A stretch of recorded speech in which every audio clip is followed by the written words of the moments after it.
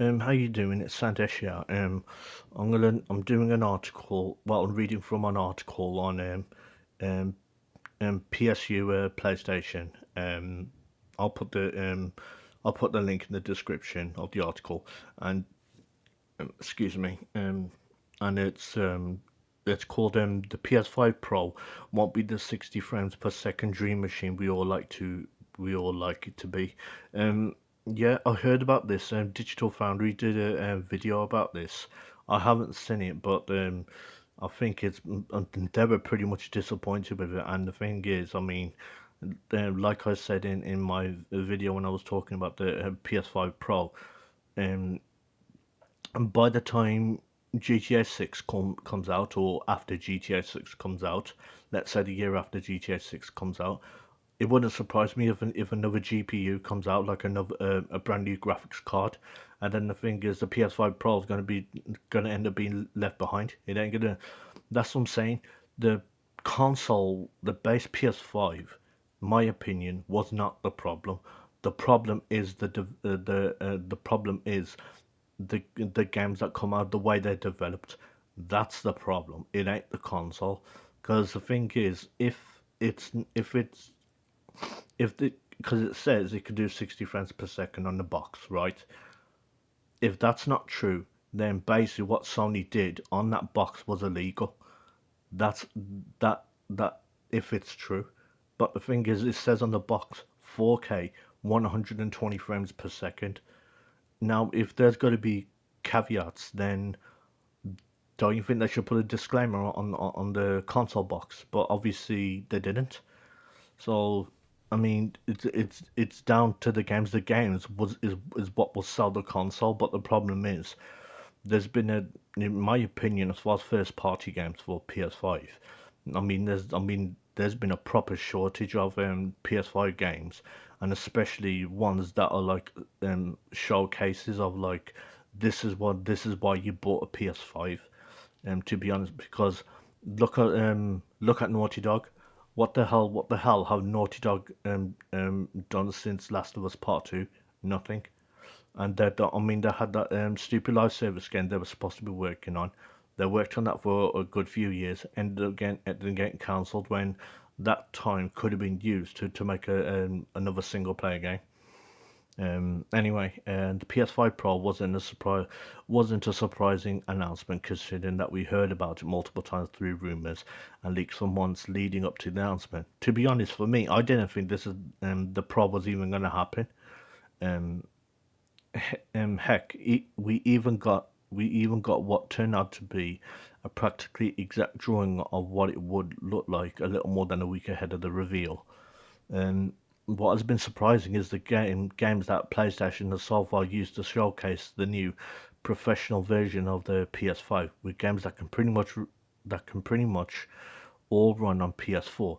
The Last of Us Part 2, Ghost of Tsushima, Gran Turismo 7, Hogwarts Legacy, Horizon Forbidden West, all those games can be played on PS4 or PS4 Pro, and they all look just fine. Not great, just fine. But this is all part of the conceit, because a point of focus in Mark Cerny's technical presentation was that the PS5 Pro will be the console for all those tired of being forced into choosing performance mode. Well, the thing is, you put that feature in. Well, let's say your first party games. You was the one that put that feature into your first party games. The third party games, that's one thing. And the thing is, and like I said, it's about the games, the way they're developed. If there's going to be caveats, then why not put that? Then why not put a disclaimer on the game boxes, on the game cases, and also on the console box? But obviously, you did not do that. Um, Tied into choosing performance mode, we've seen more than a fair few games launch where performance mode is default choice because you simply can't trust the fidelity mode to run consistently. If the PS5 Pro wasn't able to make games that could run PS4 run at a smooth 4K 60 frames per second, it wouldn't be worth the cost of the box it ships in. I'm not surprised that were I were to drop 699 well $700 this November, I'll be stunned up by how great a game I first played when I was still living at my parents' house looks now. What about the games we've not seen yet? How about the games we know are coming and those we haven't even heard of yet? Will a 30 frames per second in fidelity mode that perhaps doesn't run as well as it should be done away with because everything will, as a baseline, run at 60 frames per second? I don't think so. In fact, I think we all better get used to having 30 frames per second modes around for a long time because they're not going anywhere anytime soon. Whenever or not you think the PS5 Pro is worth the price, one thing's for sure, its main pitch is a lie. This is what I'm saying. That you put the ones who want to get a PS5 Pro got bamboozled, and everyone who saw this announcement got bamboozled too. Um, so I don't understand who this is for. If you want a constant 60 frames per second, get a PC. Just do that. Firstly, so that we're on the same page, let's look at what Sony said during his presentation. Below is a quote from the technical presentation where Sony is discussing graphics modes. If you want a total refresher, if you want a refresher, just watch the presentation again. To be honest, I don't know why you will want to watch it again. To be honest, because I considered it a waste of time. Here, after just describing what the PS5 does well, he discusses graphics modes and frames the PS5 Pro as a next step in giving players the best experience possible by not having to sacrifice performance for visual quality and vice versa. The dreams of the developers are bigger than that can be supported in 60 frames per second. That leads to an aspect of modern gaming that we're all familiar with, graphics modes. It can be a difficult choice for players. Fidelity modes emphasize the visuals. Typically through high resolution rendering, these modes might also have enhanced detail or use more ray tracing, but the games only run at 30 frames, well, 30 FPS. The visuals can be choppier and the controls less responsive. Performance modes emphasize frame rate, interactivity, typically choosing to run at 60 FPS, mainly by reducing graphical detail until those frame rates can be achieved. When asked to decide on a mode, players are choosing performance about 3 out of 4 of the time. Um, Removing that decision, or at least narrowing that divide, is one of the key targets for PS5.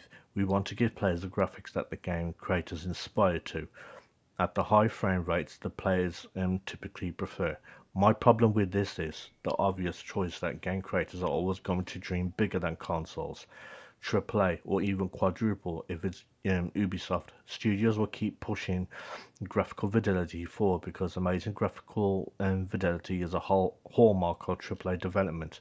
Mind you, this isn't to say that there isn't diminishing returns to having such a graphical emphasis. Graphical fidelity isn't the only metric by which a game can look good, but when making everything look as good as possible is a cornerstone to the methodology behind everything a studio does. Those studios and the games they make will always hit a hardware ceiling on consoles. That's what I'm saying. Like I said, just because as far as PC goes, the obviously the hardware is interchangeable when it comes to the PC. Um, the PS5 Pro doesn't change that. And this is the thing, just because I don't game on PC, but even I know that as far as PC goes, I mean that's a superior way to playing games. I know that. Um, the PS5 Pro doesn't change that, nor will the PS6 and anything beyond. There will be a game that comes along and tries to push ray tracing even further than it's being pushed now.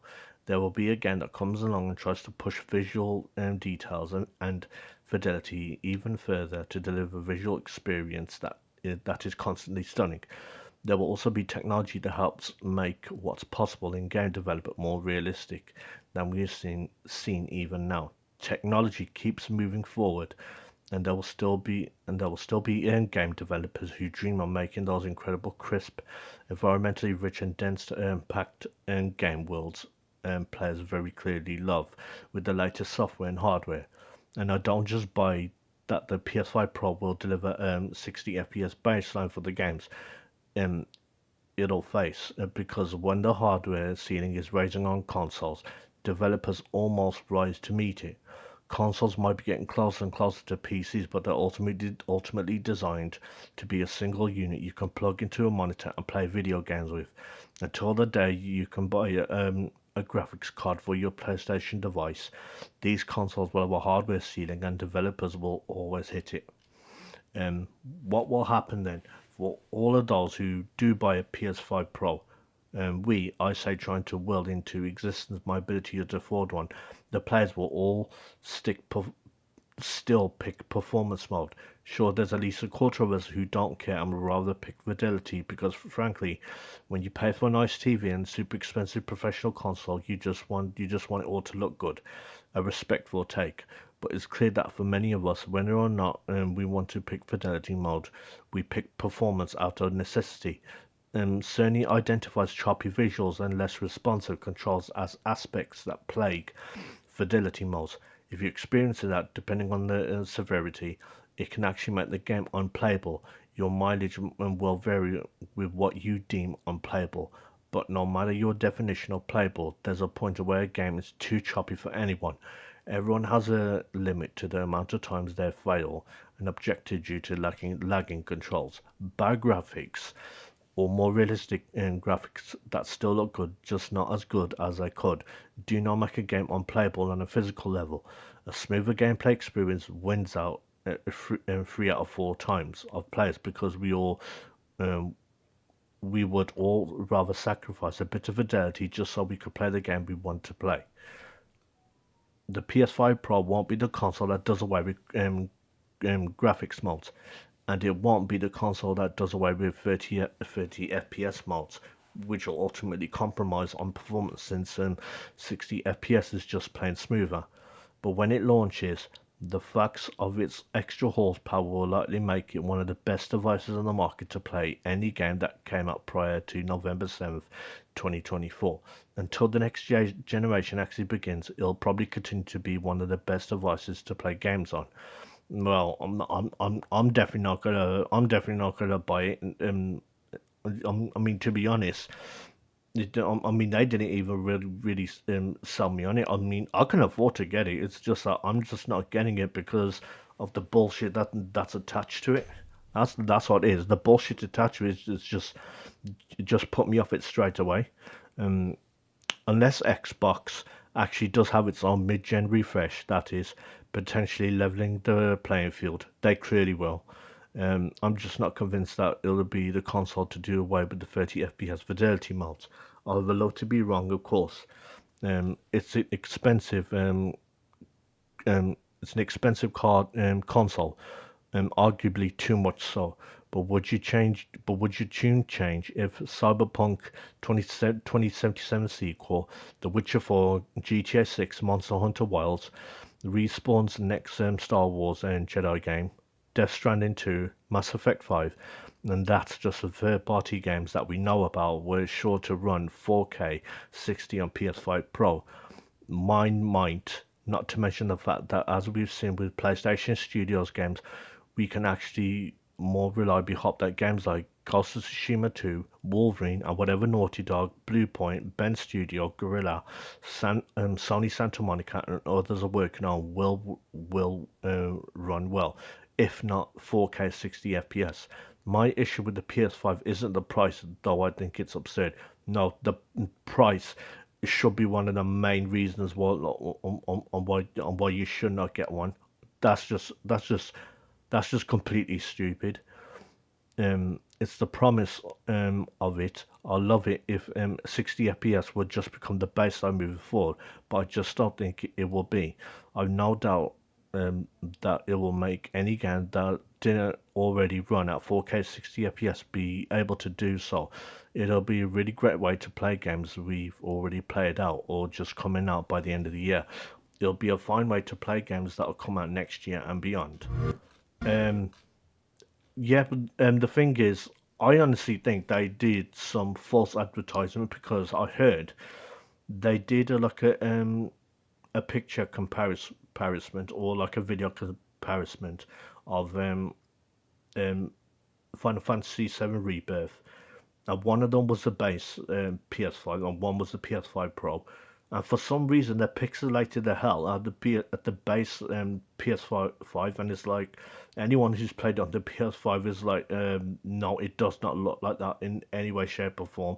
Even if you're playing on a 1080p TV, it does not. It's not pixelated at all. So, my opinion, they did false advertisement. But like I said earlier in the video, Digital Foundry even said there's it's not going to be the monster console that you think it is. And as far as GTA 6, I honestly think that as far as GTA 6 goes, I think GTA 6 with the even with the PS5 Pro is going to be only be able to do as far as fidelity 30 frames 30 FPS, and I bet you the majority of the people will play that on 60 FPS. You know, on I think yeah, on performance mode.